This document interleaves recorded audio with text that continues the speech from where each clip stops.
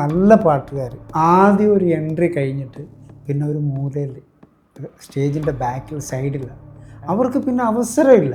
ഞാൻ കുറേ നാളൊക്കെ ഇങ്ങനെ മാറിയുന്നതാണ്. അതിനിപ്പോൾ ട്രൂപ്പ് എന്തായി? ഞാനിപ്പോൾ ഒരു ബാൻഡ് ഇടാൻ തന്നെ തീരുമാനിച്ച് ഒരു ബാൻഡ് ഇട്ടു. പേരെന്താ? അല്പന്മാരാണ്, അതുകൊണ്ട് അൽപ്പൻസ്.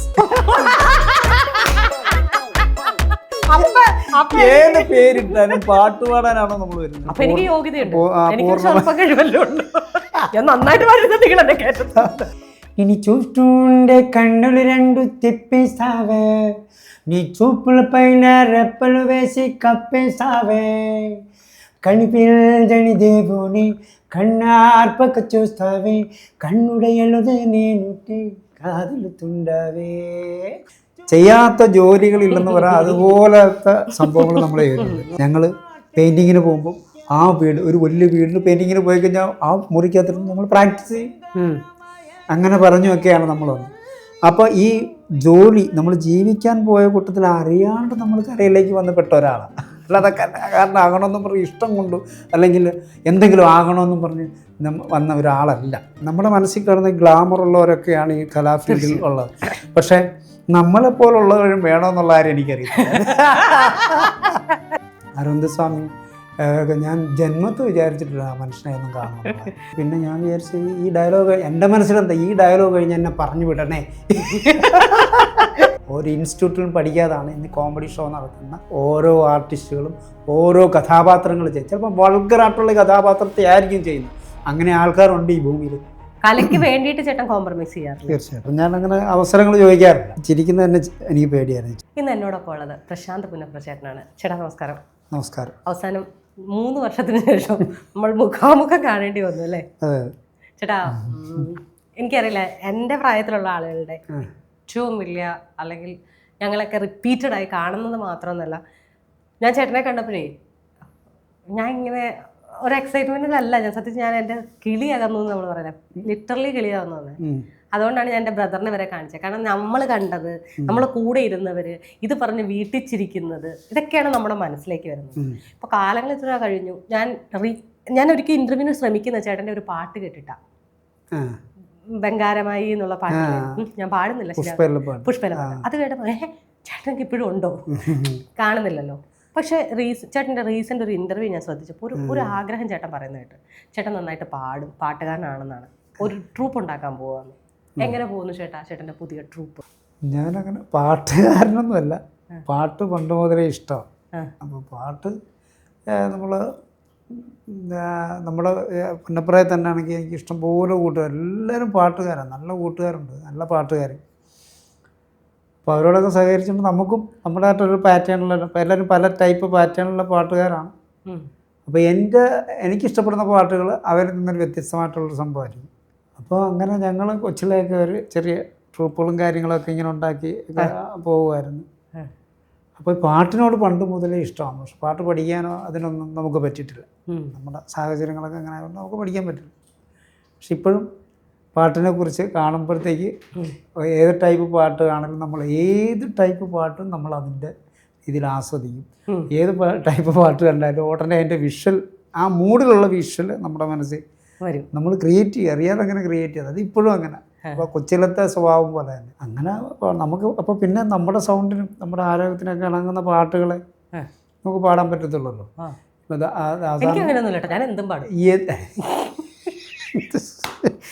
എനിക്ക് ഇഷ്ടപ്പെട്ടോ ഞാൻ എടുക്കുന്നു, ഞാൻ പാടും, ഞാൻ പാടും.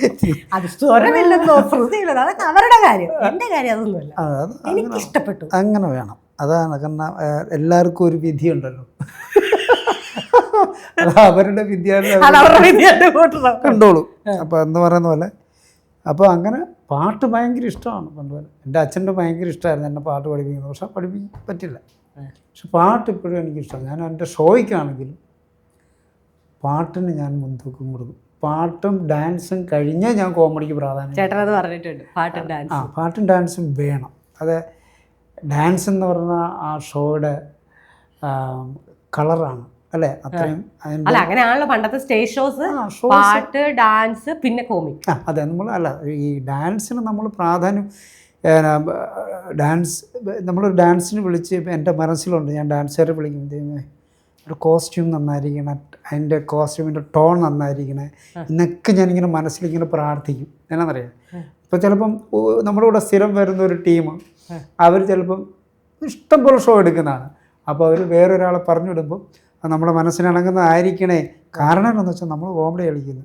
ഈ ഡാൻസ് ഉണ്ടെങ്കിൽ അതിൻ്റെ ഒരു സുഖം, അതിനൊരു സ്റ്റാൻഡേർഡ് ഉണ്ടാകത്തുള്ളൂ. അതുപോലെ പാട്ടും അതുപോലെ അറിയണം. അല്ലാതെ ചുമ്മാ എന്ന് വെച്ചുമ്പോൾ അററനാക്കുമുക്കെന്ന് പറഞ്ഞ സ്പീഡ് പാട്ട് മാത്രമല്ല പാടുന്നത്. പാട്ടിന് അതിൻ്റേതായിട്ടുള്ള മൂല്യം കൊടുത്ത് വേണം നമ്മൾ ഷോ ചെയ്യാൻ. അപ്പോൾ പാട്ടിന് നമ്മൾ അത്രയും മുൻതൂക്കം കൊടുക്കുന്നു. മലയാളം ഞാൻ ഇപ്പോഴും ഷോയ്ക്കൊക്കെ പോകുമ്പോൾ 2, 3 ഇന്നൊക്കെ 4 മണിക്കൂറൊക്കെ മെഗാ ഷോ ഇല്ലേ, അന്നൊക്കെ 2 മണിക്കൂർ 2.5 മണിക്കൂറൊക്കെ ഷോ ഉണ്ടായിരുന്നു നമ്മളുടെ ആ സമയത്ത്. പക്ഷെ മെഗാ ഷോ ആയ സമയത്ത് 3 മണിക്കൂർ മുതൽ 4 മണിക്കൂർ വരെയൊക്കെ ഇപ്പോൾ ഷോ ഉണ്ട്. അത്രയും ഷോ കഴിഞ്ഞിട്ട് DJ കൂടി വയ്ക്കും ഇല്ലേ ഇപ്പോൾ. അപ്പോൾ ഞാൻ പറഞ്ഞിട്ട് അപ്പോൾ നല്ല പാട്ടുകാർ, നല്ല മലയാളം മെലഡീസൊക്കെ പാടുന്ന ആൾക്കാർ ആദ്യം ഒരു എൻട്രി കഴിഞ്ഞിട്ട് പിന്നെ ഒരു മൂലയിൽ സ്റ്റേജിൻ്റെ ബാക്കിൽ സൈഡില്ല, അവർക്ക് പിന്നെ അവസരമില്ല. അവരില്ല. പിന്നെ കാണുന്ന മൊത്തം ഈ പൂഴി പറപ്പിക്കുന്ന ആൾക്കാരുണ്ടല്ലോ, കൂട്ടുമൊക്കെ ഇട്ട് ഭയങ്കര ഗിൽറ്റൊക്കെ വെച്ചാൽ കൂട്ടുമൊക്കെ ഇട്ട് ഇവരങ്ങ് പാതിരാത്രി കൂളിംഗ് ഗ്ലാസും വെച്ച് ഭയങ്കര പാട്ടാണ്. പിള്ളേർ തുള്ളാൻ തുടങ്ങിക്കഴിഞ്ഞാൽ പിന്നെ ഇവരെ ഒട്ടും മൈൻഡ് ചെയ്യത്തില്ല. ഞാനെപ്പോഴും ചോദിച്ചിട്ടുണ്ട്, മോനെ നിങ്ങൾ ഈ 3 മണിക്കൂർ ഷോ ചെയ്യുന്നതിനകത്ത് ഒരു 3 നല്ല പാട്ടുകൾ പഠിച്ചുകൂടെ? ജനത്തിനൊരു റിലാക്സേഷൻ വേണ്ടേ? അല്ലാതെ ചുമ്മാ 8 മണിക്കൂർ പണി ചെയ്തവനെ വിളിച്ച് അവൻ വൈകുന്നേരം വരുമ്പോഴത്തേക്ക് ഞങ്ങളുടെ റിലാക്സേഷനാ തുള്ളുന്നത്. 8 മണിക്കൂർ പണി കഴിഞ്ഞിട്ട് ഞങ്ങൾ തുള്ളാൻ വരുന്നതാ. അല്ല, അത് തുള്ളുക എന്ന് പറഞ്ഞത് അത് ഈ തുള്ളുന്ന ആരാന്നറിയാം, നമ്മുടെ ആൺകുട്ടികളാണല്ലോ തുള്ളുന്നത്, ചേട്ടന്മാർ ഈ പറയപ്പെടുന്ന ആണുങ്ങളാണല്ലോ തുള്ളുന്നത്. ഇവർ പല സ്ഥലങ്ങളിലും പോയി ഷോ കാണുന്നുണ്ട്. പക്ഷേ ഈ ഷോ കാണാനിരിക്കും നമ്മുടെ വീട്ടിലെ അമ്മമാരും പെൺകുട്ടികളും ഒക്കെ മക്കളും ഒക്കെ ഉണ്ട്. അവർക്ക് ഇരുന്നൊന്ന് ആസ്വദിക്കാനൊരു സംഭവമുണ്ട്. ചിലപ്പോൾ അവർക്ക് ആ സംഭവം എല്ലാവർക്കും ഇഷ്ടം, അവരുടെ മനസ്സിൽ വേറെ കുറേ പാട്ടുകളുണ്ട്, അത് വരാൻ അവർ ആഗ്രഹിക്കും ഇല്ലേ. അപ്പോൾ അവർക്ക് ആസ്വദിക്കാനുള്ള ഒരു അവസരം കൂടി. തുള്ളരുതെന്ന് പറയുന്നില്ല, തുള്ളുന്ന നല്ലതാണ്, അതൊക്കെ കുഴപ്പമില്ല, അത് ഇതിൻ്റെ ഒരു ഭാഗമാണ്, നല്ലത് തന്നെയാണ്. പക്ഷേ ഇങ്ങനെ തുള്ളുമ്പോൾ നമ്മൾ മറ്റുള്ള അവരെ കൂടി മാനിക്കണം, നമുക്ക് അവർക്കും കൂടി വേണ്ടിയിട്ടാണ് ഷോ. തീർച്ചയായും. അപ്പോൾ ആസ്വദിക്കുന്ന ഒരാൾക്ക് ഇപ്പം ഞാൻ പറഞ്ഞ നല്ല പാട്ടുകൾ കൂടി പാടാനായിട്ടുള്ള ഒരു അവസരം കൊടുക്കും. ഞാനങ്ങനെ സെലക്ട് ചെയ്യുമായിരുന്നു. ഞാൻ എൻ്റെ ഷോയ്ക്ക് വേറെ രാത്രി 1-1:30 മണിയായപ്പോൾ തേനും വയമ്പും ഞാൻ ജ്യോതിച്ചാൻ എന്ന് പറയുന്ന നമ്മുടെ ഒരു സീനിയറായിട്ടുള്ള സിംഗറുണ്ട്. നമ്മുടെ എല്ലാവരുടെയും പ്രസ്റ്റീജ് പരിപാടിക്ക് ജ്യോതിച്ചാൻ കാണും. നല്ല മലയാളം പാടും, എല്ലാ പാട്ടും പുള്ളിക്കറിയാം. അപ്പോൾ ജ്യോതിച്ചാനെ കൊണ്ട് നമ്മൾ തേനും വയമ്പും ഞാൻ പറഞ്ഞത്, എടാ ഇപ്പം തേനും വയമ്പും ഞാൻ പറഞ്ഞു നിങ്ങൾ പാടും തേനും. സത്യം പറയണം, ഇത്രയും തുള്ളിച്ച് നിൽക്കുന്ന പിള്ളേർ ഈ തേനും വയമ്പും പാടിയപ്പം അവർക്കൊരാശ്വാസം, ഒന്ന് റെസ്റ്റ് ചെയ്യാൻ അവർ ആ പാട്ട് ഭൂമിയിലേക്ക് ഒരു പാട്ടുകൂടി ഈ തുള്ളുന്ന പാട്ടായിരുന്ന പണി പാളിപ്പോയനെ എന്നുള്ള രീതിയിൽ അവന്മാർ അത് ആസ്വദിച്ച് നല്ല സുന്ദരമായിട്ട് ആസ്വദിച്ച് അല്ല അവന്മാർ വലിയ സ്റ്റെപ്പല്ല ആസ്വദിച്ചൊക്കെ എന്താ വെച്ച് തളർന്ന് 2 കൈ അടിച്ച് ഒക്കെ. പക്ഷെ അവർക്കൊരു റിലാക്സേഷനായിരുന്നു. പക്ഷെ ആ പാട്ടിൻ്റെ സുഖം അത് അവോയ്ഡ് ചെയ്യുമ്പോഴത്തേക്കും ഉണ്ടാകുന്നു. അപ്പോൾ പാട്ടിനെ നമ്മൾ അത്രയും സ്നേഹിക്കുന്നുണ്ട്. അതിനിപ്പോൾ ട്രൂപ്പ് എന്തായി? ട്രൂപ്പ് എന്ന് പറഞ്ഞാൽ പാട്ടിനോടുള്ള ഇഷ്ടം കൊണ്ട് ഞാൻ കുറേ നാളൊക്കെ ഇങ്ങനെ മാറിയുന്നതാണ്.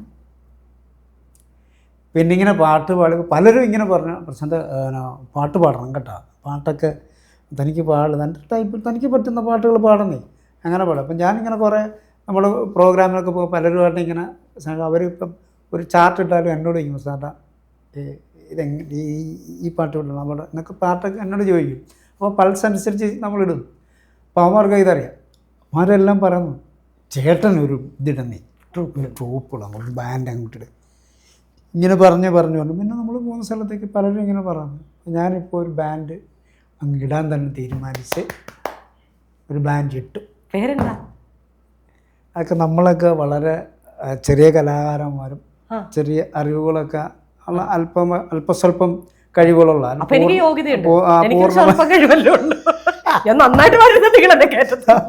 പൂർണ്ണതയില്ലാത്ത. അപ്പം ഞങ്ങളെല്ലാവരും ഒരു അല്പന്മാരാണ്, അതുകൊണ്ട് അൽപ്പൻസ്. ഏത് പേരിട്ടാലും പാട്ട് പാടാനാണോ നമ്മൾ വരുന്നത്? ആണല്ലോ. ആ പരിപാടി വൃത്തിയായിരിക്കണമെന്നുള്ളത്. അല്പസ്വല്പം കഴിവുകളുള്ളത് കൊണ്ട് ഞങ്ങളെല്ലാവരും അല്പന്മാരായതുകൊണ്ട്, എന്നുവെച്ചാൽ മറ്റുള്ള രീതിയിലല്ല അല്പന്മാരല്ല, അല്പസ്വല്പം കഴിവുകളാണ്. അതുകൊണ്ട് അൽപ്പൻസ്. അൽപ്പൻസ്. അവിടുത്തെ ലേഡീസ് ഇല്ലെങ്കിൽ എന്നെ പാട്ടുവിടാൻ വിളിക്കാം. അവിടെ ലേഡി ആയിട്ട് പെണ്ണ് ഫീമെയിൽ ഇല്ലെങ്കിൽ എന്നെ വിളിക്കണം. അൽപ്പനാ ഞാൻ. ഞാൻ പറഞ്ഞില്ല, എനിക്ക് ചോദിച്ചാൽ മതി, ഇവർക്കൊക്കെ അറിയാം. എന്താന്ന് ഞാൻ പറഞ്ഞില്ലേ, എന്റെ എഡിറ്റർ പ്രത്യേകം പറഞ്ഞേക്കുന്നത് ഇവിടെ ഇനി ആര് ഗസ്റ്റ് വന്നാലും കൂടെ പാടരുത് ചേച്ചി, കൂടെ പാടരുത്. എനിക്ക് പാടി ഞാൻ അവരെ തെറ്റിക്കും, ഉറപ്പാ. അത് ആ കഴിവുണ്ട് എനിക്ക്. അപ്പൊ ആ ഒരു കോൺഫിഡൻസിലാണോ നീ അൽപ്പനകത്ത് ആ ഒരു ഒറ്റ കോൺഫിഡൻസ് ആണ്. അല്ല ചേട്ടാ, അല്ല അതായത് നല്ല പേര് കേട്ടോ, അതായത് ഭയങ്കര സന്തോഷം ചേട്ടാ. കാരണം ഞാൻ പറഞ്ഞില്ല, കുറെ പേര് നമ്മളിങ്ങനെ വെച്ചു, നമ്മൾ ഒരുപാട് വലിയ പേരൊക്കെ ഇട്ട ആൾക്കാരിൽ അതിനൊന്നും ആവശ്യമില്ല. നമ്മൾ നോക്കിയപ്പോ ഈ ഞാൻ പറ മറ്റുള്ള ചൈനീസിലെ അവിടെ ഇവിടുത്തൊക്കെ ബാൻഡിന്റെ ഒക്കെ പേര് നമുക്കറിയാം, എൻ്റെ അർത്ഥം ഇല്ല. അല്ല, എനിക്കിപ്പോ ഓർമ്മ തന്നെ ഏതൊരു കോമഡിക്കകത്ത് പറയും അലംബന, അലംബനോ കറക്റ്റ് ആ സാധനം എനിക്ക് ഓർമ്മ വന്നു. ചേട്ടനെ അലംബനോ പേരുകളാണ് ഇപ്പൊ ഇടുന്നത്. അല്ലേ, അലംബന ഒരു കോമഡിക്കകത്തുള്ള സാധനമല്ലേ ഇതൊക്കെ. അൽപ്പൻസ് സൂപ്പർ സെറ്റ്. നമ്മള് കുറച്ച് നമ്മളൊരു വെറൈറ്റി ആയെങ്കിലേ പേരിൽ നല്ല. ഞാൻ അതിനകത്ത് ഭാഗവത്തായി ഇങ്ങനെ പോകുന്നു മാത്രം. പക്ഷെ എന്നാ പറഞ്ഞെന്ന് പറഞ്ഞാലും ചേട്ടൻ സെറ്റ് ചെയ്തിരിക്കുന്നത് നന്നായിട്ട്. ചേട്ടൻ അങ്ങനെ വേണം. കാരണം വെച്ചാൽ ചേട്ടന് ഒരുപാട് പേര് ഇപ്പം ഞാൻ പറഞ്ഞത് നമുക്ക് എല്ലാവർക്കും ബൈജു ചേട്ടൻ തന്നെ പറയുന്ന പോലെ ശരിക്കുള്ള പ്രശാന്ത് പുന്നപ്ര എന്നുള്ളത് ബ്രാക്കറ്റിലും പോയി. എന്റെ ഫോണിൽ പോലും അയ്യപ്പ ബൈജു തന്നെയാണ് സേവ് ചെയ്ത് വെച്ചേക്കുന്നത്. അതായിരിക്കും പെട്ടെന്ന് അറിയാം. അല്ല എനിക്ക് അതാ എനിക്ക് അതെ നമ്മൾ അടുത്ത സുഹൃത്തുക്കൾ പോലും പെട്ടെന്ന് അങ്ങനെ ചോദിക്കുന്നേ. മറ്റേ ഇത് പറയുന്നല്ല, പേര് പറയടാ, വട്ടപ്പേര് പറയടാ. വട്ടപ്പേര് വട്ടപ്പേര്. അതെ, നമ്മളൊക്കെ അങ്ങനെ അത് എന്താ പറയാ എൻജോയ് ചെയ്തിട്ടുണ്ട്. അപ്പൊ ചേട്ടന്റെ ഈ ഞാൻ പറഞ്ഞില്ലേ ഈ ആ പാട്ടില്ല, ആ പാട്ടൊന്നും എനിക്ക് വേണ്ടിയിട്ട് സിദ്ധിന്റെ ആ പാട്ട്, കാരണം അന്ന് അത് ചേട്ടൻ പാടുമ്പോൾ ഞാൻ ശ്രദ്ധിച്ചത് ചേട്ടന്റെ എനർജിയാണ്. ബാക്കിയെല്ലാം നമ്മൾ സ്റ്റേജിലാണെങ്കിൽ ഇങ്ങനെ നിന്നിട്ടൊക്കെ ആയിരിക്കും. ഇതൊരു ഒരെണ്ണത്തിൽ ഒരു കട്ടിലേല് കേറി ഇരുന്നിട്ട് ഞങ്ങൾ ഗൾഫിൽ പോയതാ. അതെ, അപ്പൊ ഇവിടെ ഉണ്ട് ആൾക്കാർ, ചേട്ടൻ അത് എൻജോയ് ചെയ്യുന്നതാണ്. ഞാന് മനോജ്, അസീസ്, നോബി എല്ലാം കൂടി പോയതാ. അപ്പൊ ഇങ്ങനെ ബ്ലൂടൂത്ത് സ്പീക്കർ വെച്ചിട്ട് എല്ലാരും പാട്ട് പാടും. അസീസ് നന്നായിട്ട് പാടും കേട്ടോ. അപ്പോൾ എന്നോട് പറഞ്ഞപ്പോൾ ഞാൻ ഈ പാട്ട് പാടി. അപ്പോൾ അവർക്ക് അറിയത്തില്ല നമ്മൾ പാടും, അങ്ങനെ പാടുമ്പോൾ നോബി അതെടുത്തിട്ട് ഇടയ്ക്ക് കേൾക്കുന്നില്ലേ, നോബി അതെടുത്തിട്ട് പക്ഷെ അത് അവിടെ ടിക്ടോക്കുകാരെല്ലാം എടുത്ത് മണിക്കൂറിനുള്ളിൽ ലക്ഷക്കണക്കിന് ആൾക്കാർ അവിടെ. അത് എനിക്ക് ഫീൽ ചെയ്യാൻ കാരണം ചേട്ടൻ അത് പാടി നമ്മൾ ഇങ്ങനെ ഒന്ന് പെർഫോം ചെയ്യാം. സത്യം പറയാം, എനിക്ക് ഈ സോഷ്യൽ മീഡിയയിൽ ഒരു പരിപാടി അറിയത്തില്ല. അപ്പോൾ അവൻ പറഞ്ഞു അണാ ഇതിട്ടോട്ടെ എന്ന് ഞാൻ പറഞ്ഞു ഞാൻ അങ്ങനെ ഒന്നും എടുത്തില്ല, കാരണം എനിക്ക് ഇഷ്ടമല്ലെന്ന് വിചാരിച്ചിട്ട് അവൻ ചോദിച്ചത്. ആണോ ഞാൻ ഇതുപോലെ ഇടുവാണേ. ഞാൻ പറഞ്ഞിട്ടു അനീടുന്നത് കുറച്ച് മനുഷ്യനെ അത് കണ്ട നിങ്ങൾ ഇതൊന്നും ചെയ്യണ്ട, നിങ്ങൾ മാറി കുത്തിയിരുന്നു കണ്ടെന്ന് പറയാം. അതിൻ്റെ ആൾക്കാർ അത്രയും വ്യൂവേഴ്സ് ഉണ്ടായിരുന്നു. ചേട്ടൻ്റെ ഒരുപാട് നാളുകൾക്ക് ശേഷം നമ്മൾ കണ്ടേക്കുന്ന ഒരു ഫിഗറിൽ നിന്ന് പെട്ടെന്നൊരു ഇതാണ്. പിന്നെ അന്ന് സ്റ്റേജ് പാടിച്ചു, പിന്നെ ആ പാട്ട് പാടിച്ചല്ലേ, നന്നായിട്ട് പാടുന്നുണ്ട്. എനിക്ക് വേണ്ടിട്ട് അത് ഞാൻ ഇടയ്ക്ക് അല്പനാവേ പക്ഷെ ഞാൻ ഇടയ്ക്ക് ആവിൽ പോകും. ഇനി చూస్తుండే కన్నులు రెండు తిప్పేసావే, నీ చూపుల పైన రెప్పలు వేసి కప్పేసావే, కనిపించని దేవుని కన్నార్పక చూస్తావే, కన్నుడయలుదే నేను కాదులుతుండవే, చూపే బెంగారమయనే శివల్లి మాటే మాణిక్యమయనే, చూపే బెంగారమయనే శ్రీవల్లి నవ్వే നവരത്നമയനേ. ഞാനിങ്ങനെ അടക്കി പിടിച്ചു തന്നെ എന്റെ വായൊക്കെ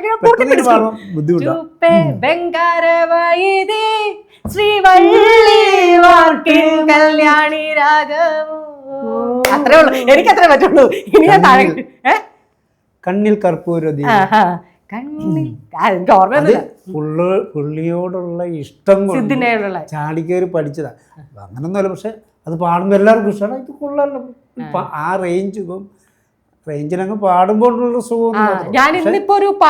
പാട്ടുകളെല്ലാം എനിക്ക് ഭയങ്കര ഇഷ്ടമാണ്. മറ്റേ ഈ കലാപതി എന്നും പറഞ്ഞൊരു പാട്ടുണ്ടല്ലോ, അത് കേട്ടിട്ടുണ്ടല്ലോ.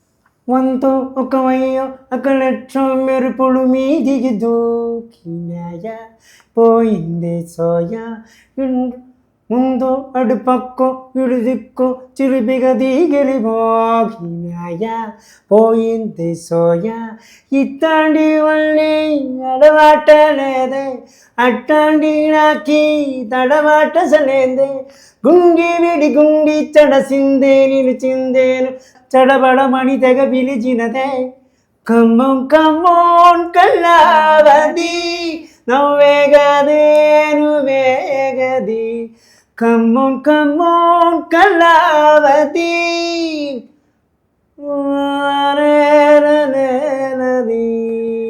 ചേട്ടാ ആ പാട്ട് പാട്ടടിപൊളിയാ. എനിക്ക് അങ്ങനത്തെ എനിക്ക് പാട്ട് ഓർമ്മയില്ലെന്നറിയോ ചേട്ടൻ ഇത് പാടിക്കുന്നത് ചേട്ടൻ എങ്ങനെ ഇതൊക്കെ പഠിച്ചു ഈ വേർഡ്സ് എനിക്ക് അപ്പൊ ഓർമ്മ വന്നറിയോ പണ്ട് നമ്മള് മറ്റേ ഇംഗ്ലീഷ് അല്ല തമിഴ് മലയാളം ഹിന്ദി പാട്ടുകൾ മറ്റേ പാട്ട് പുസ്തകം വരത്തില്ലേ അതിൽ നോക്കിട്ട് വായിച്ചിട്ട് പുല്ല് മലയാളം എഴുതിയിട്ട് പോലും വായിക്കാൻ പറ്റും. തെറ്റിപ്പോകുന്ന കാരണം നമുക്ക് ഈ ഭാഷ പെട്ടെന്ന് വരും. പക്ഷെ ഇത് പഠിച്ചു കഴിഞ്ഞാൽ ഭയങ്കര രസമാണ്.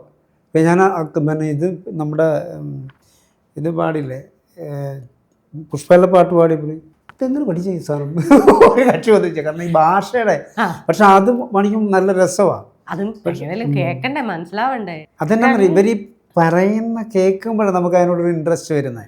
അപ്പൊ നമ്മൾ അറിയാതെ അങ്ങനെ അങ്ങനെ പറഞ്ഞു പോകുന്നതാണ്. തെലുങ്കല്ലേ? തെലുങ്ക്. ഇപ്പം തെലുങ്ക് പടത്തില് ഇപ്പം റീസെന്റ് ആയിട്ട് രാംചരന്റെ കൂടെ അഭിനയിച്ചൊരു ചേട്ടൻ മറ്റേ നമ്മുടെ സൂരജ് പോപ്പ് എന്ന് പറഞ്ഞിട്ട് പുള്ളി നമുക്ക് അടുത്ത ഇന്റർവ്യൂ വരുന്നുണ്ട്. അപ്പൊ നമുക്കതൊക്കെ ഭയങ്കര സന്തോഷമാണ് ഒരു മലയാളി അവിടെ ചെല്ലുക, അത്ര വരെ ചെല്ലുക. அடியே நீதானடி என்போதித்தேன் முத்தம் கொஞ்சம் சகியே நீயாரடி கைதீண்டும் கொஞ்சம் நில்லு பெண்ணே பெண்ணே உந்தங்கையில் நானும் கூடும் நேரம் விற்று சொல்லாதே கண்ணே கண்ணே நீளும் காலம் வேண்டும் வாராயோ அருகிலே பூவே காதல் பூக்கும் பூவே மழையல் வாசம் நெஞ்சும் இளையங்காரை வேண்டா வேண்டும் കൊള്ളാതെ. ചേട്ടന് ഗിറ്റാർ വേണോ? എന്നത് ഗിറ്റാർ വായിക്കണമെന്ന് എനിക്കറിയത്തില്ല. പിന്നെ ഞാൻ വായിക്കാൻ അറിയാണ്ടാണ് ഇവിടെ മേടിച്ചു വെച്ചേ. ഷോ ഞാൻ ഗിറ്റാർ പഠിക്കണം എന്ന് ആഗ്രഹിച്ചു. ഞാനിപ്പോ ഞാൻ ഗിറ്റാർ സത്യത്തിൽ നീ ആരാ? എന്റെ ഇന്റർവ്യൂ അല്ല ചേട്ടന്റെ ഇന്റർവ്യൂ. സത്യത്തിൽ നീ ആരാ? ചേട്ടനെ ഈ പാടൊക്കെ കേൾക്കാൻ നല്ല രസമുണ്ട്. അപ്പൊ നിങ്ങളുടെ അല്പൻ എല്ലാവർക്കും അത് അല്പം വിഷമിക്കും. ഞാൻ മാത്രമേ ഉള്ളൂ കേട്ടോ അതിനകത്ത് അല്പൻ. ബാക്കി എല്ലാവരും കഴിവുള്ളവരാണ്. അതിപ്പോ നിങ്ങൾ ബുക്കിംഗ് തുടങ്ങിയോ? എന്താണ് ഈ അല്പന്റെ ഒരു ആഗ്രഹം കൊണ്ട് തുടങ്ങിയതാണ്.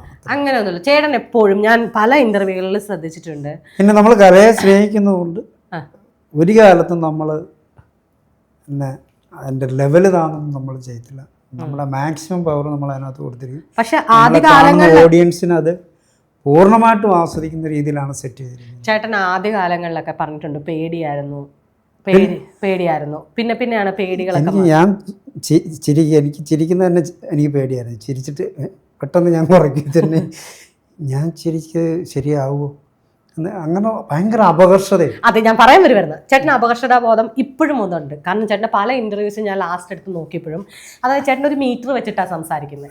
അതൊരു മീറ്റർ പിടിച്ചിട്ടാണ്. അതായത് നമ്മളെ എങ്ങനെയായിരിക്കും പൊതുജനം എടുക്കുന്നത്, അല്ലെങ്കിൽ അത് നമ്മുടെ കയ്യിൽ നിന്ന് ഒരു മിസ്റ്റേക്ക് വന്നാൽ എങ്ങനെയായിരിക്കും എന്നുണ്ട്. ഞാൻ ശ്രദ്ധിച്ചിട്ടുണ്ട് പല ഇന്റർവ്യൂകളും ചേട്ടൻ ഒരു പേടിയോടെയാണ് സംസാരിക്കുന്നത്. ഓരോ വാക്കുകളും ഞാനെന്നൊക്കെ പറഞ്ഞ അങ്ങനെയല്ല. ഇവിടെ തോന്നിയ പോയി തോന്നലും ഇവിടുന്ന് പോയി നാക്കിന്ന് പോയി താരം പോയി. പിന്നെ എഡിറ്റിംഗ് എന്നൊക്കെ ഒരു സോഫ്റ്റ്വെയർ ഉള്ളതുകൊണ്ട് നമ്മൾ പെട്ടെന്ന് അല്ല എഡിറ്റിംഗിന്റെ ഒരു വിഭാഗം ഉള്ളതുകൊണ്ടാണ് നമ്മൾ ഒരുപാട് കാര്യങ്ങൾ നമ്മുടെ മനസ്സിലുണ്ട്. അപ്പം നമ്മളിങ്ങനെ ചിലപ്പോൾ പറഞ്ഞു കഴിയുമ്പോൾ ചിലപ്പോൾ അതൊന്നും വിട്ടു പോയി കഴിഞ്ഞാൽ അത് ശരിയാകത്തില്ല എന്ന് വിചാരിച്ചിട്ടാണ് നമ്മൾ. ഈ ശരീരം മൊത്തം രഹസ്യങ്ങളുടെ കൂമ്പാരമാണ്. കാരണം വിട്ടുപോകാത്തൊക്കെ രഹസ്യമാണല്ലോ. രഹസ്യങ്ങളല്ല, ദണ്ണങ്ങളും കുറേ കാര്യങ്ങളുണ്ട്, കുറേ ഇഷ്ടങ്ങളും കുറേ കാര്യങ്ങളൊക്കെ നമ്മൾ ഇഷ്ടമല്ലാത്ത കാര്യങ്ങളൊക്കെ നമുക്ക് കോംപ്രമൈസ് ചെയ്യാറുണ്ടല്ലേ ഒരുപാട്. ആ എൻ്റെ സ്വന്തം കാര്യത്തിൽ ഞാൻ കോംപ്രമൈസ് ചെയ്യാറുണ്ട്. കലയ്ക്ക് വേണ്ടിയിട്ട് ചേട്ടൻ കോംപ്രമൈസ് ചെയ്യാറില്ല? തീർച്ചയായിട്ടും. അതെനിക്ക് പലപ്പോഴും ഫീൽ ചെയ്തിട്ടുണ്ട്. ഞാൻ അത് പറയാൻ കാരണം ഞാൻ പറഞ്ഞു നിങ്ങളുടെയൊക്കെ കാലഘട്ടത്തിലുണ്ടായിരുന്ന ഒരുപാട് ആർട്ടിസ്റ്റുകൾ ഇന്നില്ല. അത് നിങ്ങൾക്ക് ശേഷം വന്ന പലരും ഇന്ന് ഭയങ്കര സ്റ്റാർസാണ്. അത് ഹൈ ലെവലിൽ. ഞാൻ പേരെടുത്ത് പറയുന്നതുകൊണ്ട് അതങ്ങനെ അത്ഭുതമായിട്ട് പറഞ്ഞല്ല. ഞാൻ നിങ്ങളുടെ ഒരു കല്യാണ വീട്ടിലെ ഒരു വീഡിയോ കണ്ടിരുന്നു. അതിൽ രമേശ് പിഷാരടിനെ കണ്ടു, ഇപ്പോഴത്തെ MLA.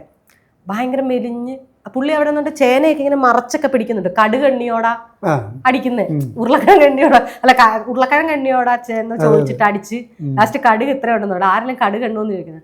അപ്പൊ അവരൊക്കെ ഇന്ന് അവരുടെ കൃത്യമായിട്ട് അവരൊക്കെ മുന്നോട്ട് പോയതും നിങ്ങളെ പോലുള്ള ആർട്ടിസ്റ്റുകളൊന്നും എന്താണ് ചേട്ടാ അവസരങ്ങൾ കുറഞ്ഞതാണോ അതോ ചേട്ടനായിട്ട് ട്രൈ ചെയ്യാത്തതാണോ?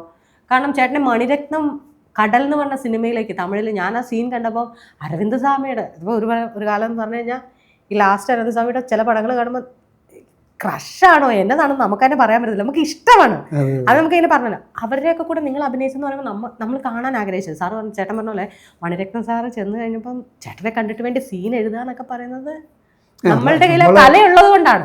തീർച്ചയായിട്ടും നമ്മളത് എന്താ പറയുക ദൈവത്തിൻ്റെ ഓരോ ഇതാണ്.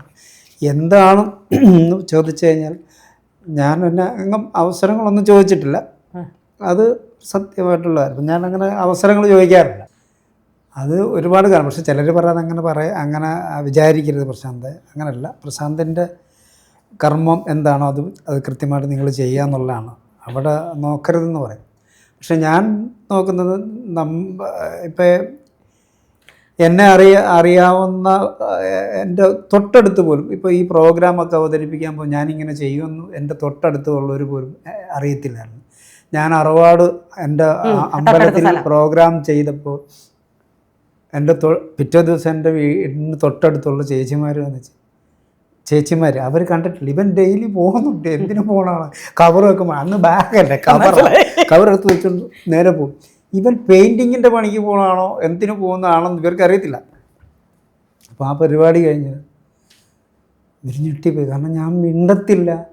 അങ്ങനെ ഈ പറഞ്ഞിട്ട് ഇതുപോലുള്ള അങ്ങനെ ചിരിക്കുക അതിനൊക്കെ ഭയങ്കര ബുദ്ധിമുട്ടാണ്. അങ്ങനെ ഉള്ള ഒരാൾ ഞാൻ ആ സ്റ്റേജിൽ കിടന്ന് കാണിച്ചു കൂട്ടിയ സംഭവങ്ങളുണ്ട്. അവിടെ പിറ്റേ ദിവസം ചേച്ചിമാർ വന്ന് പ്രശാന്തേ എന്ന് വിളിച്ചു. ഞാൻ ഇറങ്ങി എന്നാ എന്തുവായിരുന്നടാ നീ ഇന്നലെ അവിടെ കാണിച്ച, നീ ഇങ്ങനെയൊക്കെ കാണിക്കുമായിരുന്നു. എന്നിട്ട് ഇവർ പരസ്പരം ഞാനപ്പോൾ അവിടെ ഇന്ന് ചമ്മു. ഇപ്പം അവന് ചമ്മൽ. ഇന്നലെ എന്തോരം നീ അവിടെ കാണിച്ചു. ഞാൻ എടാ അതൊക്കെ അവരൊക്കെ ഇവിടെ ഉള്ള ഇടാൻ മോനെ അത് എന്ന് ഞാൻ പറഞ്ഞു. അവരൊക്കെ എറണാകുളത്ത് പല പല സ്ഥലത്തുള്ള ആൾക്കാരാണ്.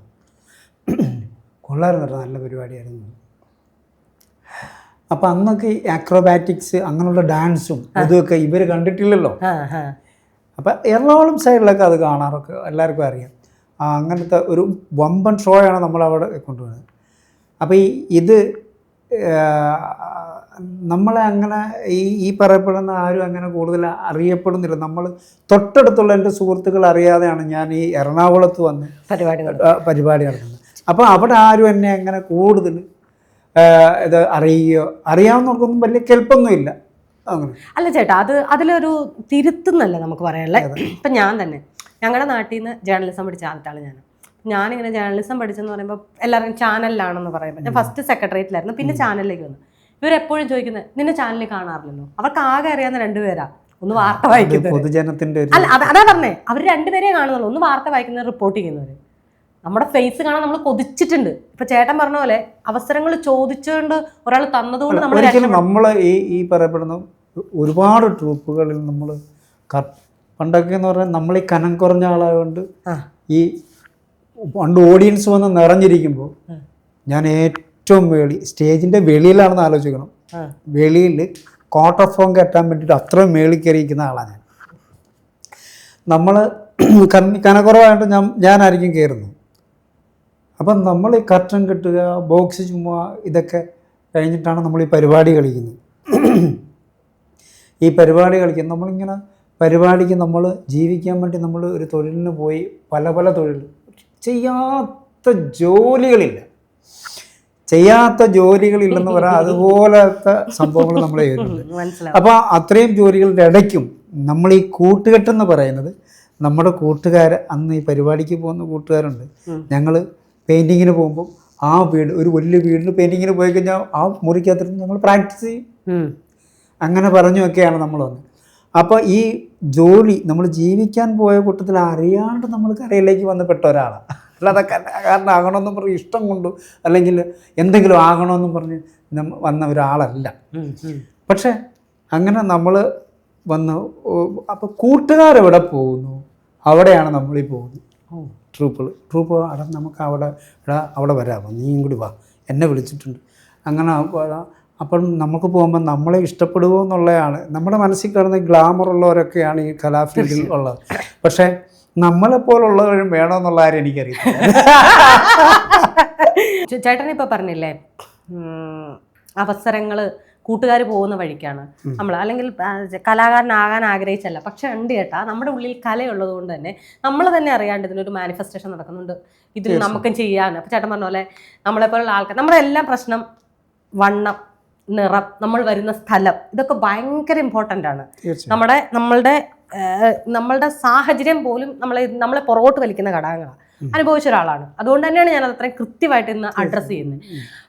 അങ്ങനെയാണ് നമുക്ക് ഈ അപകർഷതാബോധം എന്നുള്ള സാധനം ഭയങ്കരമായിട്ടും വരുന്നത്. അതുകൊണ്ടാണ് ചേട്ടൻ ഈ പറഞ്ഞ അവസരങ്ങൾ ചോദിക്കാൻ പോകാൻ മടിക്കുന്നത്. പക്ഷേ ചേട്ടൻ ഒരു കാര്യം അറിയോ, അവസരം ചോദിച്ച ഒരാൾക്ക് കിട്ടിയെന്ന് ഓർത്തുകൊണ്ട് അയാൾ പെർഫോം ചെയ്യണമെന്നൊന്നുമില്ല ചേട്ടാ. നമുക്കിപ്പോൾ നമ്മുടെ ഒരാൾക്ക് വേണ്ടിയിട്ട് നമ്മൾ അവസരം ചോദിച്ചു കൊടുക്കാം. അയാൾ എത്ര അവസരത്തിൽ അയാൾ പെർഫോം ചെയ്തില്ലേ കൊടുക്കാൻ പറ്റും.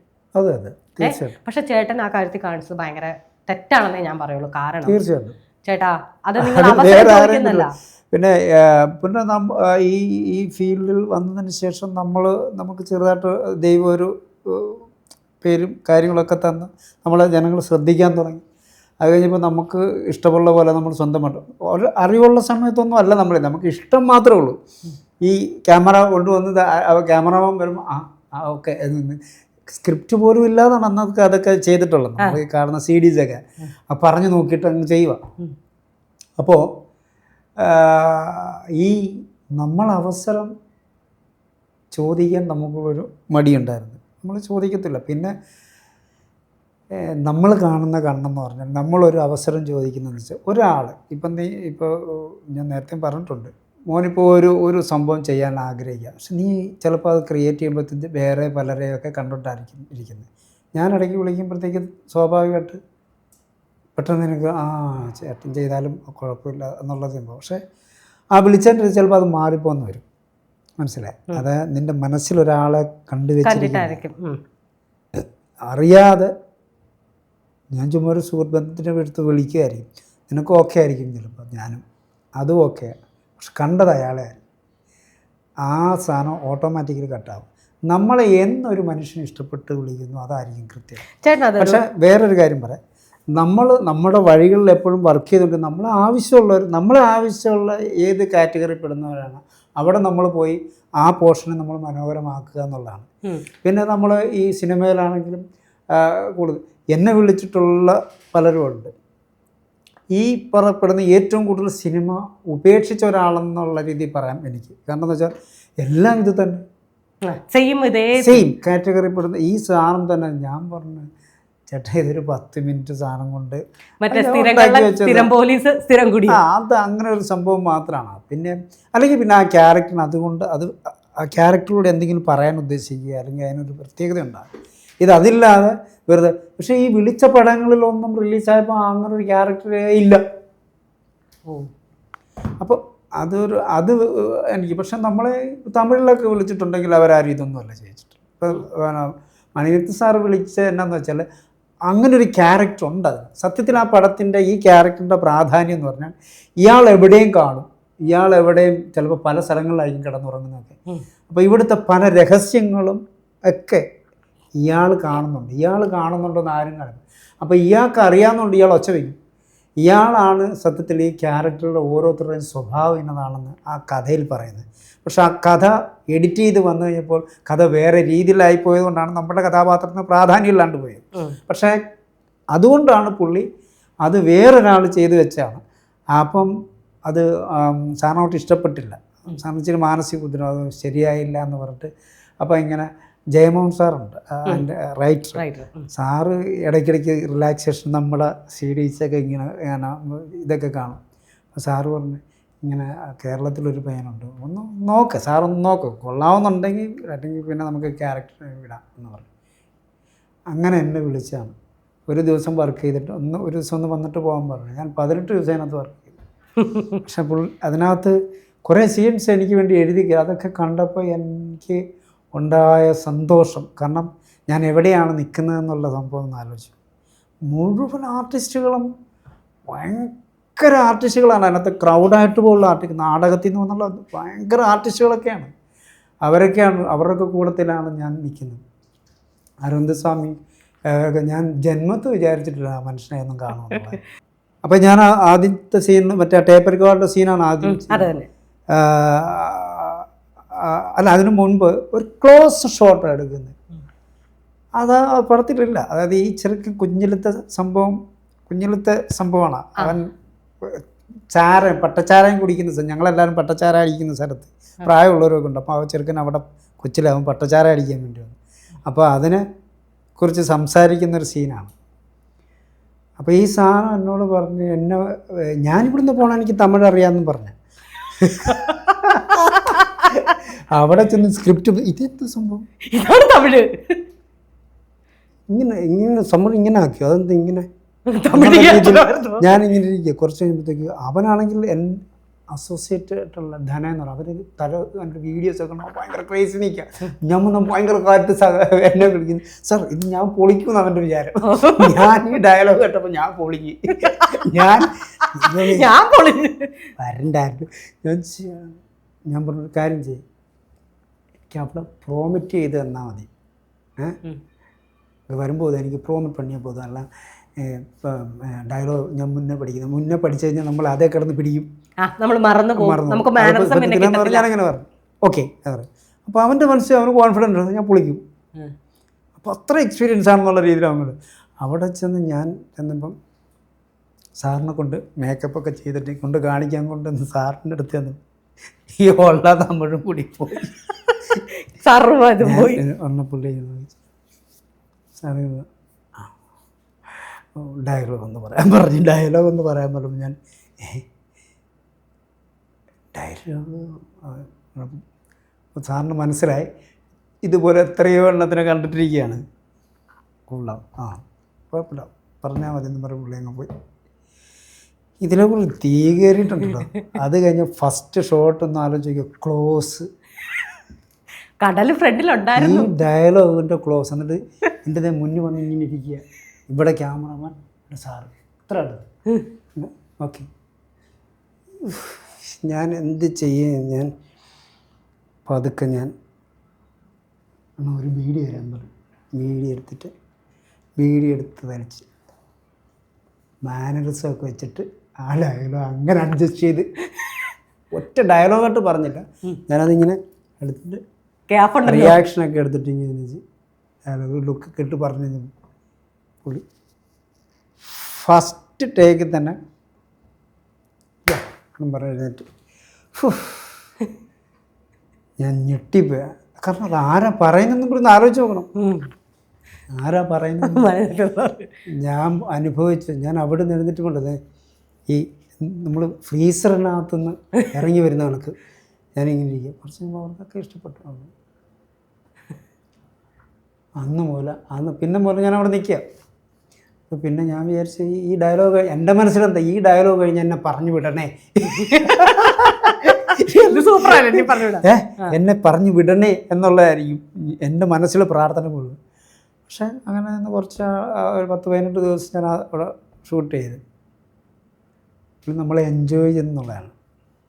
ഇപ്പോഴും ഞാൻ പറയാം, ചെറിയ ആർട്ടിസ്റ്റുകളുടെ തിങ്സുകൾ, അഭിനയിക്കുമ്പോൾ ഉണ്ടാകുന്ന തിങ്സുകൾ ആസ്വദിക്കുന്ന ഒരു ഡയറക്ടറെ ഞാൻ കണ്ടിരിക്കുന്ന അദ്ദേഹത്തിലാണ്. അതാണ് പെർഫെക്ഷൻ. ഒരു ചേച്ചി ഒരു ആശ്രമം, അതൊന്നും ആ സീനകത്തില്ല പടത്തില്ല, ഒരു ആശ്രമം കത്തി, ഈ പിന്നെ അരവിന്ദസ്വാമി ഒരു ആശ്രമം കെട്ടി പിള്ളേരെയൊക്കെ വളർത്തുന്ന ഒരു ആശ്രമം പോലുണ്ട്, അത് കത്തിപ്പോവും. ആ കത്തിപ്പോകുമ്പോൾ ഈ ചേച്ചി കോരി വെള്ളമൊക്കെ കോരി ഒഴിച്ചിട്ട് മണ്ണൊക്കെ ഇങ്ങനെ തരച്ച് വെച്ചിട്ട് ഒരു ഡയലോഗ് പറയുന്നു. ഈ ഡയലോഗ് തെറ്റിയിട്ട് ഈ ചേച്ചി അത് അഡ്ജസ്റ്റ് ചെയ്ത് പറഞ്ഞു അഭിനയിക്കും കൂടി ചെയ്തപ്പോൾ പുള്ളി എഴുന്നേറ്റ് അവിടെ നിന്ന് ഇങ്ങനെ കണ്ടിട്ട് ഇങ്ങനെ എഴുന്നേറ്റ് സാറിങ്ങനെ എഴുന്നേൽക്കുമ്പോൾ പറയാം, യാ ആർട്ടിസ്റ്റ് എന്ന് പറയും. അതാണ് അത് കണ്ടപ്പോൾ എൻ്റെ മനസ്സിൽ, കാരണം അത്രത്തോളം ആസ്വാദനമുള്ളൊരു മനുഷ്യൻ, അത്രത്തോളം ഓരോ മനുഷ്യൻ ചെയ്യുന്ന തിങ്സുകളെ ഉണ്ടല്ലോ, ആ ചെറിയ ചെറിയ മൈന്യൂട്ട് ആക്ഷൻസിനെ പോലും കൂടി ആസ്വദിക്കും. അതാണ് ഒരു ഡയറക്ടറിൻ്റെ കഴിവ്, ആസ്വാദനം വേണം. അത് ഞാൻ കണ്ട ഒരാളാണ്. എത്ര എനർജറ്റിക്, എത്ര സമയമാണെന്ന് പറഞ്ഞാൽ രാവിലെ കണ്ട അതേപോലെ തന്നെ ഫ്രഷ്. അതാണ് കലയോടുള്ളൊരിത്. നമ്മൾക്ക് എത്രത്തോളം ഇത് നമ്മുടെ സാധനമാണ്, ഏറ്റവും നന്നായിട്ട് കൊടുക്കണം. നമ്മൾ ചേട്ടൻ പറഞ്ഞല്ലേ, നിങ്ങൾ മറ്റേ ഇതിൽ പ്രാക്ടീസ് ചെയ്യുന്ന പോലെ തന്നെ ഇത് ഏറ്റവും നന്നായിട്ട് കൊടുക്കണം. എന്തെങ്കിലും തട്ടിക്കൂട്ടി ചെയ്ത് കാര്യം അങ്ങനെ കൊടുക്കരുത്. നമ്മൾ എഡിറ്റ് ചെയ്യും. നമ്മളൊരു ജീവനല്ലേ, നമ്മളെപ്പോലുള്ള മൈൻഡും മറ്റുള്ള എതിരെ ഇരിക്കുന്ന ഒരു വ്യക്തിക്കുണ്ടല്ലോ. അപ്പോൾ ആ വസ്തുവിന് ഏറ്റവും ഇഷ്ടപ്പെടുന്ന രീതിയിൽ കൊടുക്കാൻ നമുക്ക് പറ്റും. നമ്മുടെ പ്രാപ്തിയും പരിമിതിയിലും ഒതുങ്ങി നിന്നുകൊണ്ട് എത്രത്തോളം നന്നായിട്ട് കൊടുക്കാമോ അത് നമ്മൾ കൊടുത്തിരിക്കണം. ഇത് എന്നിട്ടാണ് ഓരോരുത്തരും ചെറിയ രീതിയിൽ ബഡ്ജറ്റിൽ സിനിമ ചെയ്തിട്ട് അത് കൊള്ളത്തില്ലെന്ന് നമ്മൾ പറയുമ്പോൾ ആസ് എ കാണിക്ക് നമുക്ക് പറയാൻ പറ്റും. കാരണം നമ്മളത് കാണുന്ന ഒരു മാനറസ് ആയിരിക്കത്തില്ല. ഒരു മെയിൻ പ്ലോട്ട് ചെയ്യുന്ന ആളുടെ കയ്യിൽ നിന്ന് പോലും അത് കിട്ടിക്കഴിയുമ്പോൾ നമ്മൾ ഇതെന്തോ ഇങ്ങനെ ചെയ്ത് വെച്ചേക്കുന്നത് നമുക്ക് തോന്നും. അവിടെയാണ് ഒരു സംവിധായകൻ, ഈ ചേട്ടൻ പറഞ്ഞ പോലെ തന്നെ മണിരത്നം സാറിനെ പോലുള്ളവരൊക്കെ അത്രയും ഒരു കുഞ്ഞൊരാളുടെ മിസ്റ്റേക്ക് കൊണ്ട് പോലും എൻ്റെ പടത്തിനെ മോശം പറയരുതെന്നുണ്ട്. അതാണ് അവരാഗ്രഹിക്കുന്നത്. ചേട്ടൻ ഇത്രയൊക്കെ ചെയ്തതിന് ശേഷം അത്രയും ആർട്ടിസ്റ്റിനൊക്കെ റെസ്പെക്റ്റ് ഉള്ള ഒരു, അവിടെ ഒന്നും ഈ പറയപ്പെടുന്ന അനാവശ്യ ജാടക കാര്യങ്ങളൊന്നും അങ്ങനെ ഇങ്ങനെയുള്ള സംഭവങ്ങളൊന്നും ഇല്ല. അവരുടെ കാര്യങ്ങളൊക്കെ ഒച്ച വയ്ക്കുകയും കാര്യങ്ങളൊക്കെ ഉണ്ടെങ്കിൽ പോലും ഒരാൾക്കൊരു ചെറിയ ഒരു പ്ലസ് പോയിന്റ് ഉണ്ടെങ്കിൽ അതിനെ അവർ ബൂസ്റ്റപ്പ് ചെയ്യും. ബൂസ്റ്റപ്പ് ചെയ്ത് അതിൽ നിന്ന് അവർ ചേട്ടൻ ഇതുപോലെ തന്നെ മലയാളത്തിൽ ഏതോ ഒരു സംവിധായകൻ വിളിച്ചിട്ട് ഈ ക്യാരക്ടർ അല്ലാതെ, അതായത് കുടിയനല്ലാതെ ഒരു ക്യാരക്ടർ ചെയ്താൽ കൊള്ളും എന്ന് പറഞ്ഞിട്ട് ആരോ വിളിച്ചിട്ടില്ല? അല്ല, ഞാൻ പിന്നെ അങ്ങനെ എന്നെ വിളിക്കുന്നതല്ല ഇതാണല്ലോ. ഞാൻ കുറേ ഒക്കെ ഞാൻ പിന്നെ വേണ്ടാന്ന് വെച്ചാൽ ഇതാണെന്ന് പറഞ്ഞു. ഞാൻ പറഞ്ഞു ആരെങ്കിലും ഞാൻ മറ്റേ കട്ടപ്പനയിലെ ഹൃത്തിക് സ്ഥിരം അപ്പോൾ എന്ന് പറയുന്ന പോലെ. അപ്പോൾ അതിനോട് നമുക്ക് പക്ഷേ കാരണം ഞാനിത് എൻ്റെ മനസ്സിൽ എൻ്റെ ആദ്യത്തെ കുഞ്ഞ്, അതിനെ ഞാൻ കൊണ്ട് നിർത്തുന്നതിന് അർത്ഥമില്ലാത്ത സ്ഥലത്ത് ഞാൻ കൊണ്ട് നിർത്തില്ല. അതിപ്പോൾ ആരെന്ത് പറഞ്ഞെന്ന് പറയാം, ശരി, ഇതെൻ്റെ ആദ്യത്തെ കുഞ്ഞ് തന്നെയാണ്. ഞാൻ അതിൻ്റെ ഒരു ലെവലുണ്ട്, ആ ലെവലിലേ ഞാൻ അതിനെ നിർത്തത്തുള്ളൂ. ചേട്ടൻ ആ പറഞ്ഞതുപോലെ തന്നെ ചേട്ടൻ അതിലേക്ക് ഞാൻ വരുമ്പോൾ നമ്മുടെ അസീസ് ചേട്ടനില്ലേ, അവർക്ക് കോമഡി ആയിട്ട് നടന്നിട്ട് അവരുടെ ഒരു പെർഫോമൻസ് പിന്നെ പല രീതിയിൽ. ഇപ്പോൾ സുരാജേട്ടൻ, ഞാൻ എന്തിനാ അസീസിലേക്ക് പോകണം, സുരാജേട്ടൻ കോമഡി ചെയ്തതിന് ശേഷം സുരാജേട്ടന് സീരിയസ് ആയിട്ടുള്ള അല്ലെങ്കിൽ കുറച്ചുകൂടെ ചെയ്യാൻ, മറ്റേ കോമഡിക്കകത്ത് ചെയ്യാനില്ലെന്നല്ല, ഏറ്റവും പാടാണ്. പക്ഷേ ഒരു അഭിനയിക്കുന്ന റോള് കൊടുത്തു കഴിഞ്ഞപ്പോൾ അവർക്ക് കൊടുക്കാൻ സംവിധായകർ റെഡിയായി. ചേട്ടൻ എന്തുകൊണ്ടാണ് അങ്ങനെ വരുന്നത്? ഒരു കാര്യം മനസ്സിലായി. നമ്മളിപ്പോൾ ഈ TV ഷോയിൽ കണ്ടിട്ടില്ലേ, ഒരു കോമഡി ആർട്ടിസ്റ്റ് TV ഷോയിൽ നടത്തുന്ന ഒരാൾ, ഒരു ആർട്ടിസ്റ്റ്, അവൻ സ്ക്രിപ്റ്റ് ചെയ്യും, അഭിനയിക്കും. അത് ഒരു സ്കിറ്റിനകത്ത് ഇപ്പോൾ പല സ്കിറ്റ്, ഇപ്പോൾ 1 മണിക്കൂർ, നമ്മൾ 3 മണിക്കൂർ ഷോ ഉണ്ടെങ്കിൽ പല സ്കിറ്റുകളാണ്. ഈ പല സ്കിറ്റിനകത്ത് പല ക്യാരക്ടറാണ് ഈ ആർട്ടിസ്റ്റ് ചെയ്യുന്നത്, ഇല്ലേ? അപ്പോൾ അവൻ എത്ര ആർട്ടിസ്റ്റുകൾ, ഈ പറയപ്പെടുന്ന ആർട്ടിസ്റ്റുകൾ കഥ പറയുന്നുണ്ട്, ചില സ്ഥലത്ത് സംഭവങ്ങൾ പറയുമ്പോൾ അത്രയും ക്യാരക്ടർ ഇവനിലൂടെ കയറി പോകുന്നുണ്ട്, മനസ്സിലായി? ഇന്ന് നമ്മൾ കളിക്കുന്ന ബൈജു എന്ന് പറയുന്ന ഒരു കഥാപാത്രത്തെ മാത്രമാണ് എല്ലാവരും എടുത്തിട്ടുള്ളത്. പണ്ട് പ്രോഗ്രാമിന് ചെല്ലുമ്പോൾ പരിപാടിക്ക് മുൻപായിട്ട് ഗാനമേളക്കാരും ഞങ്ങൾ ആർട്ടിസ്റ്റുകളെല്ലാം കൂടി കൂടുമ്പോൾ എൻ്റെ ചുറ്റും എല്ലാവരും കൂടി എന്നാ പല കഥകൾ പറയും. ഈ കഥകൾ പറയുന്നിടത്ത് പല ക്യാരക്ടറാണ് നമ്മൾ, ഈ പല ക്യാരക്ടറുകൾ നമ്മൾ അവതരിപ്പിച്ച് കാണിക്കുക. ഈ പറയപ്പെടുന്ന കാക്കയ്ക്കും പൂച്ചയ്ക്കും വരെ നമ്മൾ ഡയലോഗ്സ് കൊടുത്തിട്ട് ഓരോ സാധനങ്ങൾ നമ്മൾ പറയുകയും ആക്ഷൻസ് കാണിക്കുകയും, അതുപോലെ ഒരു സ്ഥലത്ത് നടന്നപ്പോൾ ഉണ്ടായ ഒരു സംഭവത്തെ നമ്മൾ അവതരിപ്പിച്ച് തരുമ്പോൾ അവർക്കത് ആ ക്യാരക്ടറായിട്ട് ഫീൽ ചെയ്യുക, മനസ്സിലായി? അവർക്ക് ക്യാരക്ടർ അതുപോലെ തന്നെ ഫീൽ ചെയ്യുക. പണ്ട് ഇങ്ങനെ ഇരിക്കുന്ന ഞാൻ, ഈ പറയപ്പെടുന്ന എല്ലാ ആർട്ടിസ്റ്റുകളും ചങ്ങനാശ്ശേരി വന്ന് കൂടും, എല്ലാവർക്കും വന്നു പോകാനൊരു എളുപ്പം. അവിടെ നിന്ന് പല ഷോ കഴിഞ്ഞാൽ പല ആർട്ടിസ്റ്റുകളും നേരം വെളുക്കുന്നവരെ സംസാരിച്ചിട്ടാണ് രാവിലെ എല്ലാവരും പോകുന്നത്. പക്ഷേ അതിനകത്ത് ഒരുപാട് കഥകൾ പറയുന്നുണ്ട്. കഥകൾ പറയുമ്പോൾ ഇങ്ങനെ ഇരിക്കുന്ന ഞാനൊന്നും ഭയങ്കര ഇതാണ്. പക്ഷേ അങ്ങനത്തെ വലിയ വണ്ണമുള്ള ആളുടെയും വേറെ സൗണ്ട് വ്യത്യാസമുണ്ട്. ഇവരുടെ എല്ലാം ക്യാരക്ടർ ഓരോരുത്തരെ നമ്മൾ അനുകരിച്ച് കാണിക്കും. ഈ അനുകരിച്ച് കാണിക്കുമ്പോൾ അത്രയും ക്യാരക്ടർ നമ്മൾ ചെയ്യുക. ഇതൊന്നും നമ്മൾ സ്റ്റേജിൽ കാണിക്കുന്നില്ല. സ്റ്റേജിൽ നമ്മൾ കണ്ടിട്ടുള്ള ക്യാരക്ടറിൽ ജനങ്ങൾ സ്വീകരിക്കുന്നത് മാത്രമാണ്. അപ്പോൾ ഈ പറയപ്പെടുന്ന ഇത്രയും ക്യാരക്ടറുകൾ ഈ ആർട്ടിസ്റ്റുകൾ ചെയ്യുന്നുണ്ടെന്നുള്ളതാണ്. ഒരു ഇൻസ്റ്റിറ്റ്യൂട്ടിലും പഠിക്കാതെ ഇന്ന് കോമഡി ഷോ നടത്തുന്ന ഓരോ ആർട്ടിസ്റ്റുകളും ഓരോ കഥാപാത്രങ്ങൾ ചെയ്യും. ചിലപ്പോൾ വൾഗറായിട്ടുള്ള കഥാപാത്രത്തെ ആയിരിക്കും ചെയ്യുന്നത്. അങ്ങനെ ആൾക്കാരുണ്ട് ഈ ഭൂമിയിൽ, ഇല്ലേ? വൾഗറായിട്ടുള്ള കഥാപാത്രത്തെ ചെയ്യുന്നുണ്ട് കോമഡിയിൽ. പക്ഷേ അങ്ങനെയുള്ള ആൾക്കാരില്ലേ, നമ്മൾ പറഞ്ഞു ഇങ്ങനെ പിന്നെ ഈ പാൻറ്റൊക്കെ കയറ്റി മീശയൊക്കെ ഇങ്ങനെ വരച്ച് അങ്ങനെ നടക്കുന്നവരെ ഞാൻ ഇഷ്ടം പോലെ പേരെ കണ്ടിട്ടുണ്ട്. അത് അവരുടെ ഒരു സൗന്ദര്യബോധമാണ്, ഇല്ലേ? പക്ഷേ അതും എല്ലാം ഇങ്ങനെയുള്ള ഒരുപാട് നല്ല ഏത് ക്യാരക്ടേഴ്സ് കൊടുത്താലും അവർ ചെയ്യും. അപ്പോൾ ഈ പറയപ്പെടുന്ന അതുകൊണ്ടാണ് അങ്ങനെയൊക്കെ ഉള്ള ശീലങ്ങളും അതുപോലെ ഒരുപാട് കഥാപാത്രങ്ങളെ ആവാഹിച്ച് കഥ പോലെയും കഥ രൂപേണ പറയുകയും അതുപോലെ അവതരിപ്പിക്കുകയൊക്കെ ചെയ്തുകൊണ്ടാണ് ഇന്ന് അസീസും ഈ പറയപ്പെടുന്ന ആർട്ടിസ്റ്റുകളൊക്കെ സുരാജും ഇങ്ങനെയൊക്കെ ഉള്ളവർക്ക് ഒരു ക്യാരക്ടർ കൊടുത്താൽ അവർക്ക് ചെയ്യാൻ പറ്റും. അതെന്തുകൊണ്ട് ചേട്ടനെ തേടി വന്നില്ല എന്നുള്ളതായിരുന്നു എൻ്റെ ചോദ്യം. അല്ല, അങ്ങനെ ഞാൻ പറഞ്ഞില്ല, ഈ ഒരു ധാരണയാണല്ലോ മനുഷ്യൻ്റെ മനസ്സിൽ കിടക്കുന്നത്. ഏതാ പുള്ളി അതേ ചെയ്യത്തുള്ളൂ, പുള്ളിക്ക് അതേ അറിയത്തുള്ളൂ. കാരണം ഇവർ സ്വീകരിക്കുന്നതാണ്. നമ്മൾ ഒരുപാട് സ്കിറ്റ്, ഇപ്പം നമ്മൾ റെസ്ലിംഗ് പോലുള്ള സ്കിറ്റ് എന്ന് പറഞ്ഞാൽ അന്ന് ആരും ചിന്തിച്ചിട്ടില്ലാത്തൊരു സ്കിറ്റാണ് റെസ്ലിംഗ് എന്ന് പറയുന്ന സ്കിറ്റ്, അല്ലേ? എല്ലൂർ ഗുരുക്കൾ എന്നൊക്കെ പറഞ്ഞ ഒരു സ്കിറ്റ്, റെസ്ലിങ്ങിൻ്റെ റെസ്ലറിൻ്റെ അന്നൊന്നും ആരും ചിന്തിച്ചിട്ടില്ല. അങ്ങനത്തെ ഒരു സ്കിറ്റ് ഇല്ല. കാരണം വെളിയിൽ നിന്നൊക്കെ വന്ന് ജനങ്ങളെ എല്ലാവരും കോരിത്തരാം. അതിപ്പോൾ നിങ്ങൾ ഈ നമ്മളുടെ പിന്നെ യൂട്യൂബിനകത്ത് കാണുന്നതല്ല അതിൻ്റെ ഒറിജിനൽ രൂപം. അത് അത് നമ്മൾ അമേരിക്ക നമുക്ക് വിസ കിട്ടാൻ പറ്റുന്ന ആൾക്കാരെ വെച്ചുകൊണ്ട് നമ്മൾ ചെയ്തതാണ്. ഇവിടെ നാട്ടിൽ നമ്മൾ ചെയ്യുമ്പോൾ ഒറിജിനൽ ബോഡി ബിൽഡേഴ്സിനൊക്കെ കൊണ്ടുവന്നിട്ടാണ് ഞാൻ ആദ്യം ആ സ്കിറ്റ് കളിക്കുന്നത്. ഒറിജിനൽ ബോഡി ബിൽഡേഴ്സിനെ കൊണ്ടുവന്ന് പക്ക ഫൈറ്റ് ചെയ്ത് എൻ്റെ കൂടെ അത് കളിച്ചിട്ട് ജമിനിച്ചെന്ന അയാൾ റെസ്ലറായിരുന്നു. അത്ര ടൈമിങ്ങിലാണ് നമ്മളത് നോക്കി കാലിൻ്റെ അടി കൂടി പോകുന്നത്. അവൻ പൊക്കോ, അതൊക്കെ നമ്മളുടെ മനസ്സിലൊരു ഭാവനയാണ്. അത്രയും ടൈമിംഗ് ഉള്ള ഒരു ഭാവനയും കൂടി ഉണ്ടെങ്കിൽ അതിൻ്റെ ഭംഗി വേറെ കൂടും. മനസ്സിലായി? ഇത് നമ്മൾ ഇതിൽ കണ്ടത് നമ്മൾ അന്ന് അവിടെ വിസ കിട്ടും അമേരിക്കയിൽ പോയപ്പോൾ കണ്ട ആൾക്കാരുടെ CDs അതിനകത്ത് കാണുന്നത്. അതല്ല ഒറിജിനൽ ഷോയ്ക്കകത്ത് അങ്ങനെയല്ല. ഒറിജിനൽ ഷോ കാണുമ്പോൾ ഇതിൻ്റെ റിയൽ രൂപം അതിനകത്ത് ഈ കോമഡി ആയിട്ടുള്ള ആൾ പെട്ടുപോയൊരവസ്ഥ അതിനകത്ത് കാണാൻ പറ്റും. മനസ്സിലായി? എന്നാലും അതിൻ്റെ ബോഡിക്ക് ഭയങ്കര വ്യത്യാസമുണ്ട് മറ്റുള്ളവർക്ക്. ഒറിജിനൽ ബോഡി ബിൽഡേഴ്സാണ്, അവർ നല്ല സ്റ്റൈലായിട്ട് അവർ പെർഫോം ചെയ്യുക. അപ്പോൾ അതിനകത്ത് ഒറിജിനാലിറ്റി ഉണ്ട്. എങ്കിലേ ആ ഹ്യൂമർ ഒന്നുകൂടി വർക്കൗട്ട്.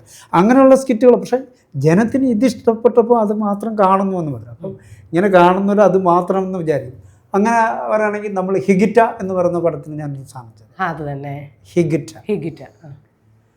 ഹേമന്ത് എന്നുണ്ടായിരുന്നു. അപ്പോൾ ഹേമന്ത് എന്നെ ആലീസ് ഇൻ വണ്ടർലാൻഡ് അന്ന് അവിടെ അസോസിയേറ്റ് ഡയറക്ടറാണ്.